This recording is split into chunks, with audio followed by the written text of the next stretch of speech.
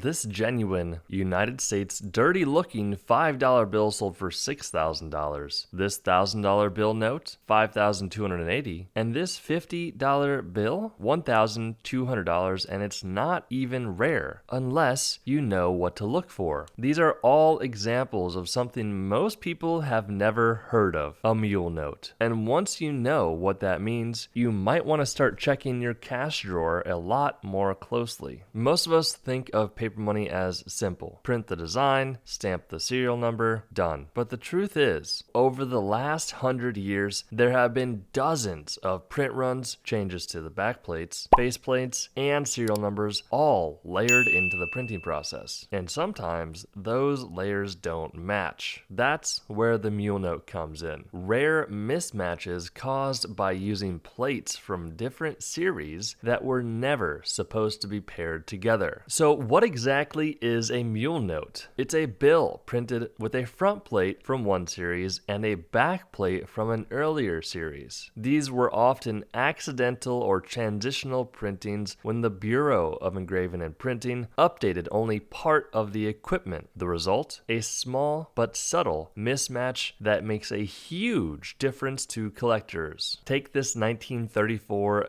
B $50 bill graded by PMG at a 64 as an example. All $50 bill notes from Friedberg 2103 to 2107 are mules. The Friedberg number is essentially a number that correlates to a book. It's how collectors categorize these banknotes. To most people, this is just an old $50 bill, but collectors notice the back plate in which it came from a previous series, making the bill a mule. Now this next note that sold for $1,800, most people would look at it and say, hey, this isn't even a real $5 bill. Look at the blue seals and serial numbers. Well, that actually means it's a silver certificate. So back in the day, you could actually bring a bill like this to a local bank and they would exchange it for its equal value in silver. Pretty cool, right? Well, when it comes to the grade of your bill, every single fold on it will decrease the value. A grading company like PMG will look for these folds, and if it doesn't have any, that means the bill will grade at a 60 or higher, with 70 being the highest grade. This one got a 64, which means there is not a single fold on the bill whatsoever, which will dramatically increase the value of the bill. Now look at the back of this note. It has a micro back number of 629, and specifically you want to be looking for the 1934 C with an NA block. Now that just means the start and the end of the serial number. That is the block in which this note ran through. $1,800 it sold for. $2,400 this 1993 $1 bill sold for. Now there's a few things going on with this bill. First of all, it is a mule note as we know. This is a backplate number 493 and the serial number is in an FA block. But not only that, this is a descending ladder serial number. So you have a high graded mule note that's also a descending ladder serial number, which means the serial number is fancy and someone is going to pay more money for a cool serial number. Descending just means it's going from highest to lowest. So you can see in consecutive order it goes 7, 6, 5, 4, 3, 2, 1, 0. Really cool, really collectible banknote graded by PMG at a 66, sold for $2,400. All right, once again, another genuine United States $5 bill. This one has a red seal and serial numbers, which means that it is a legal tender note.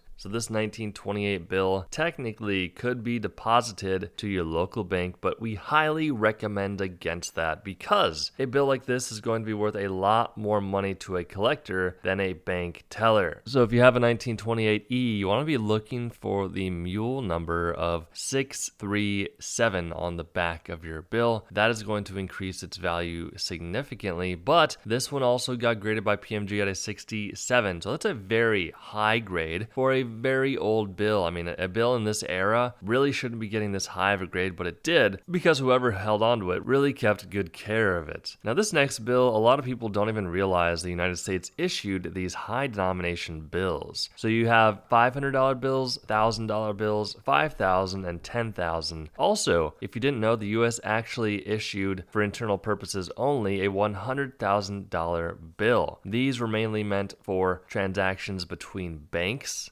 as an easier way of transferring money. A big reason also that they stopped printing high denomination bills was because they were widely associated with criminal activity. Think about it. It's much easier to smuggle high denomination bills like 500 or thousands versus smuggling $100 bills. But I digress. This 1934 $1,000 bill was graded by PMG at a 55. That means there's a few folds on the bill, but it's also a mule note. Now this mule note has a number 5 on the back, and that is why it sold for $5,280. $6,000 for this 1934 C silver certificate mule note. It is also a star note. So even though the condition of this bill is not the best, it isn't about the condition here. It's mainly about the fact that it's a star note and it's a mule. So a lot of cool things going on here, but a star essentially means that during the printing process, there was some sort of mistake on the bill. So what they did was they scrapped that specific bill, whether it was a mistake or an error or a damaged bill, and they replaced it with a star note. These star notes can fetch a hefty premium in auction, and this one is a Mule 629. Very cool, highly collectible by collectors around the world. This one sold for $6,000. So before you cash in that old $5 bill or ignore that weird looking $50 bill, check the backplate number. Look at the series, you might just be sitting on a mule, and that's no joke. Drop a comment below if you've ever seen one of these in the wild, or if you're about to start hunting them now. Make sure you're subscribed for more hidden value videos like these, and we'll see you in the next one.